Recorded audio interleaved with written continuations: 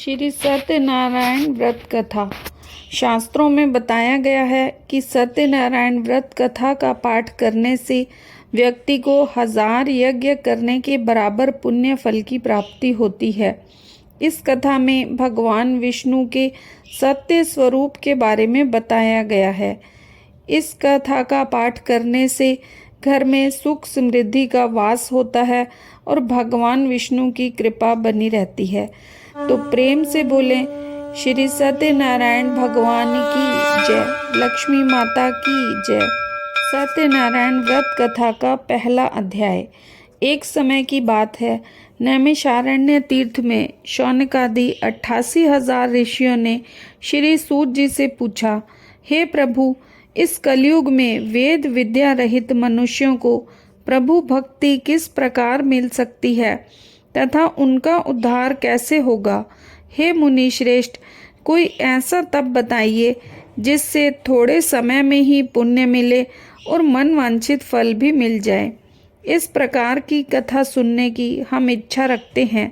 सर्व शास्त्रों के ज्ञाता श्री सूत जी बोले, हे वैष्णवों में पूज्य, आप सभी ने प्राणियों के हित की बात पूछी है, इसीलिए मैं एक ऐसे श्रेष्ठ व्रत को आप लोगों को बताऊंगा जिसे नारद जी ने लक्ष्मी नारायण जी से पूछा था और लक्ष्मीपति ने मुनि श्रेष्ठ नारद जी से कहा था।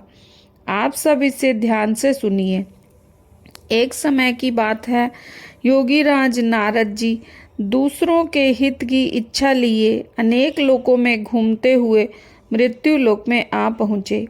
यहाँ उन्होंने अनेक योनियों में जन्मे प्राय सभी मनुष्यों को अपने कर्मों द्वारा अनेकों दुखों से पीड़ित देखा। उनका दुख देखकर नारद जी सोचने लगे कि कैसा यत्न किया जाए जिसके करने से निश्चित रूप से मानव के दुखों का अंत हो जाए। इस विचार पर मनन करते हुए वे विष्णु लोक में गए। वहाँ देवों के ईश नारायण की स्तुति करने लगे, जिनके हाथों में शंख, चक्र, गदा और पद्म थे, गले में वरमाला पहने हुए थे। स्तुति करते हुए नारद जी बोले, हे भगवान, आप अत्यंत शक्ति से संपन्न हैं। मन तथा वाणी भी आपको नहीं पा सकती। आपका आदि, मध्य तथा अंत नहीं है। निर्गुण स्वरूप सृष्टि के कारण भक्तों के दुख को दूर करने वाले हैं। आपको मेरा नमस्कार है। नारद जी की स्तुति सुन विष्णु भगवान बोले, हे मुनि श्रेष्ठ, आपके मन में क्या है? आप किस काम के लिए पधारे हैं, उसे निसंकोच कहें। इस पर नारद मुनि बोले कि मृत्यु लोक में अनेक योनियों में जन्मे मनुष्य अपने कर्मों के द्वारा अनेकों दुख से दुखी हो रहे हैं। हे नाथ, आप मुझ पर कृपा रखते हैं तो बताइए कि वो मनुष्य थोड़े प्रयास से ही अपने दुखों से कैसे छुटकारा पा सकते हैं। श्री हरि बोले, हे नारद, मनुष्यों की भलाई के लिए तुमने बहुत ही अच्छी बात पूछी है। जिसके करने से मनुष्य मोह से छूट जाता है, वह बात मैं कहता हूँ, उसे सुनो। स्वर्गलोक व मृत्युलोक दोनों में एक दुर्लभ उत्तम व्रत है जो पुण्य देने वाला है। आज प्रेमवश होकर मैं उसे तुमसे कहता हूँ। श्री सत्यनारायण भगवान का ये व्रत अच्छी तरह विधान पूर्वक करके मनुष्य तुरंत ही यहाँ सुख भोगकर मरने पर मोक्ष पाता है। श्री हरि के वचन सुनकर नारद जी बोले कि उस व्रत का फल क्या है और उसका विधान क्या है। ये व्रत किसने किया था, इस व्रत को किस दिन करना चाहिए, सभी कुछ विस्तार से बताएं। नारद की बात सुन श्री हरि बोले, दुख व शोक को दूर करने वाला, ये सभी स्थानों पर विजय दिलाने वाला है। मानव को भक्ति व श्रद्धा के साथ शाम को श्री सत्यनारायण की पूजा धर्म परायण होकर ब्राह्मणों व बंधुओं के साथ करनी चाहिए। भक्ति भाव से नैवेद्य, केले का फल, घी, दूध और गेहूं का सवाया आटा ले। गेहूं के स्थान पर साठी का आटा, शक्कर तथा गुड़ लेकर भी सभी भक्षण योग्य पदार्थों को मिलाकर भगवान का भोग लगाएं। ब्राह्मणों सहित बंधु बांधवों को भी भोजन कराएं, उसके बाद ही स्वयं भोजन करें। भजन कीर्तन के साथ भगवान की भक्ति में लीन हो जाएं। इस तरह से सत्यनारायण भगवान का ये व्रत करने पर मनुष्यों की सारी इच्छाएं निश्चित रूप से पूरी होती हैं। इस कलिकाल अर्थात कलयुग में मृत्यु लोक में मोक्ष का यही एक सरल उपाय बताया गया है। श्री सत्यनारायण व्रत कथा का पहला अध्याय संपूर्ण। बोलिए श्री सत्यनारायण भगवान की जय। श्री सत्यनारायण भगवान की व्रत कथा का दूसरा अध्याय। सूत जी बोले, हे ऋषियों, जिसने पहले समय में इस व्रत को किया था उसका इतिहास कहता हूँ, ध्यान से सुनो। सुंदर काशीपुर नगरी में एक अत्यंत निर्धन ब्राह्मण रहता था। भूख प्यास से परेशान वह धरती पर घूमता रहता था। ब्राह्मणों से प्रेम करने वाले भगवान ने एक दिन ब्राह्मण का वेश धारण कर उसके पास जाकर पूछा, हे विप्र, नित्य दुखी होकर तुम पृथ्वी पर क्यों घूमते हो? दीन ब्राह्मण बोला, मैं निर्धन ब्राह्मण हूँ, भिक्षा के लिए धरती पर घूमता हूँ। हे भगवान, यदि आप कोई उपाय जानते हो तो बताइए। वृद्ध ब्राह्मण कहता है कि सत्यनारायण भगवान मनोवांछित फल देने वाले हैं, इसलिए तुम उनका पूजन करो। इसे करने से मनुष्य सभी दुखों से मुक्त हो जाता है। वृद्ध ब्राह्मण बनकर आए सत्यनारायण भगवान उस निर्धन ब्राह्मण को सारा व्रत का विधान बताकर अंतर्ध्यान हो गए। ब्राह्मण मन ही मन सोचने लगा कि जिस व्रत को वृद्ध ब्राह्मण करने को कह गए हैं मैं उसे जरूर करूँगा। यह निश्चय करने के बाद उसे रात में नींद नहीं आई। वह सवेरे उठकर सत्यनारायण भगवान की व्रत का निश्चय कर भिक्षा के लिए चला गया। उस दिन ब्राह्मण को भिक्षा में बहुत सारा धन मिला, जिससे उसने बंधु बांधवों के साथ मिलकर श्री सत्यनारायण भगवान का व्रत संपन्न किया। भगवान सत्यनारायण का व्रत संपन्न करने के बाद वह ब्राह्मण सभी दुखों से छूट गया और अनेक प्रकार की संपत्तियों से युक्त हो गया। उसी समय से ये ब्राह्मण हर माह इस व्रत को करने लगा। इस तरह सत्यनारायण भगवान के व्रत को जो मनुष्य करेगा वह सभी प्रकार के पापों से छूटकर मोक्ष को प्राप्त होगा। जो मनुष्य इस व्रत को करेगा वह सभी दुखों से मुक्त हो जाएगा। सूत जी बोले, इस तरह नारद जी से नारायण जी का कहा हुआ श्री सत्यनारायण व्रत को मैंने तुमसे कहा। हे विप्रो, अब मैं और क्या कहूँ? ऋषि बोले, मुनिवर, संसार में उस विप्र से सुनकर और किस किस ने इस व्रत को किया, हम सब इस बात को सुनना चाहते हैं। इसके लिए हमारे मन में श्रद्धा का भाव है। सूत जी बोले, हे मुनियों, जिसने इस व्रत को किया है वह सब सुनो। एक समय वही विप्र धन व ऐश्वर्य के अनुसार अपने बंधु बांधवों के साथ इस व्रत को करने को तैयार हुआ। उसी समय एक लकड़ी बेचने वाला बूढ़ा आदमी आया और लकड़ियां बाहर रखकर अंदर ब्राह्मण के घर में गया।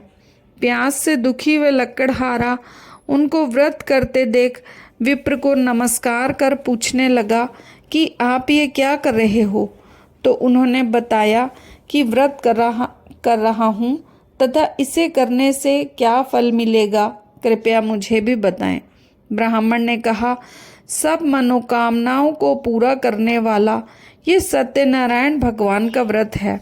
इनकी कृपा से ही मेरे घर में धन धान्य की वृद्धि हुई है। विप्र से व्रत के बारे में जानकर लकड़हारा बहुत प्रसन्न हुआ। चरणामृत और प्रसाद खाने के बाद वह अपने घर गया। लकड़हारे ने मन में संकल्प किया कि आज लकड़ी बेचने से जो धन मिलेगा उसी से मैं सत्यनारायण भगवान का उत्तम व्रत करूँगा। मन में इस विचार को ले बूढ़ा आदमी सिर पर लकड़ियाँ रखकर उस नगर में बेचने गया जहाँ धनी लोग रहते थे। उस नगर में उसे अपनी लकड़ियों का दाम पहले से 4 गुना अधिक मिला। बूढ़ा प्रसन्नता के साथ दाम लेकर केले, शक्कर, घी, दूध, दही और गेहूं का आटा ले और सत्यनारायण भगवान के व्रत की अन्य सामग्रियां ले अपने घर आया। वहां उसने अपने बंधु बांधवों को बुलाकर विधि विधान से सत्यनारायण भगवान का पूजन और व्रत किया। इस व्रत के प्रभाव से वह बूढ़ा लकड़हारा धन, पुत्र आदि से युक्त होकर संसार के समस्त सुख भोग अंतकाल में बैकुंठ धाम को चला गया। श्री सत्यनारायण व्रत कथा का 2 अध्याय संपूर्ण। प्रेम से बोलिए श्री सत्यनारायण भगवान की जय। सत्यनारायण भगवान की व्रत कथा का 3 अध्याय। सूत जी बोले, हे श्रेष्ठ मुनियों, अब मैं आगे की कथा कहता हूँ। पहले समय में उल्कामुख नाम का एक बुद्धिमान राजा था। वह सत्यवक्ता और जितेंद्रिय था। प्रतिदिन देव स्थानों पर जाता और निर्धनों को धन देकर उनके कष्ट दूर करता। उसकी पत्नी कमल के समान मुख वाली तथा सती साध्वी थी। भद्रशिला नदी के तट पर उन दोनों ने सत्यनारायण भगवान का व्रत किया। उसी समय साधु नाम का एक वैश्य आया। उसके पास व्यापार करने के लिए बहुत सा धन भी था। राजा को व्रत करते देख विनय के साथ पूछने लगा, हे राजन, भक्ति भाव से पूर्ण होकर आप ये क्या कर रहे हैं? मैं सुनने की इच्छा रखता हूँ, आप मुझे बताएं। राजा बोला, हे साधु, अपने बंधु बांधवों के साथ पुत्र आदि की प्राप्ति के लिए एक महाशक्तिमान श्री सत्यनारायण भगवान का व्रत व पूजन कर रहा हूँ। राजा के वचन सुन साधु आदर से बोला, हे राजन, मुझे इस व्रत का सारा विधान कहिए। आपके कथनानुसार मैं भी इस व्रत को करूँगा। मेरी भी संतान नहीं है और इस व्रत को करने से निश्चित रूप से मुझे संतान की प्राप्ति होगी। राजा से व्रत का सारा विधान सुन व्यापार से निवृत्त हो वह अपने घर गया। साधु वैश्य ने अपनी पत्नी को संतान देने वाले व्रत का वर्णन कह सुनाया और कहा कि जब मेरी संतान होगी तब मैं इस व्रत को करूँगा। साधु ने इस तरह के वचन अपनी पत्नी लीलावती से कहे। एक दिन पत्नी लीलावती के साथ आनंदित हो सांसारिक धर्म में प्रवृत्त हो सत्यनारायण भगवान की कृपा से गर्भवती हो गई। 10वें महीने में उसके गर्भ से एक सुंदर कन्या का जन्म हुआ। दिनों दिन वे ऐसे बढ़ने लगी जैसे शुक्ल पक्ष का चंद्रमा बढ़ता है। माता पिता ने अपनी कन्या का नाम कलावती रखा। एक दिन लीलावती ने मीठे शब्दों में अपने पति को याद दिलाया कि आपने सत्यनारायण भगवान की जिस व्रत को करने का संकल्प किया था उसे करने का अब समय आ गया है। आप इस व्रत को करिए। साधु बोला कि हे प्रिय, इस व्रत को मैं इसके विवाह पर करूँगा। इस प्रकार अपनी पत्नी को आश्वासन देकर मैं नगर को चला गया। कलावती के पिता के घर में रह दिनों दिन ऐसे बढ़ने लगी जैसे चंद्रमा अपनी कला को बढ़ता है। साधु ने एक बार नगर में अपनी कन्या को सखियों के साथ देखा तो तुरंत ही दूत को बुलाया और कहा कि मेरी कन्या के योग्य वर देखकर आओ। साधु की बात सुन दूत कंचन नगर में पहुंचा और वहां देखभाल कर लड़की के सुयोग्य वाणिक पुत्र को ले आया। सुयोग्य लड़के को देख साधु बंधु बांधवों को बुलाकर अपनी पुत्री का विवाह कर दिया। लेकिन दुर्भाग्य की बात कि साधु ने अभी भी श्री सत्यनारायण भगवान का व्रत नहीं किया। इस पर श्री भगवान क्रोधित हो गए और शाप दिया कि हे साधु, तुझे अत्यधिक दुख मिले। अपने कार्य में कुशल साधु बनिया जमाई को ले समुद्र के पास स्थित हो रत्नापुर सार नगर में गया। वहां जाकर दामाद ससुर दोनों ने मिलकर चंद्रकेतु राजा के नगर में व्यापार करने लगे। एक दिन भगवान सत्यनारायण की माया से एक चोर राजा का धन चुराकर भाग रहा था। उसने राजा के सिपाहियों को अपना पीछा करते देख चुराया हुआ धन वहां रख दिया जहां साधु अपने जमाई के साथ ठहरा हुआ था। राजा के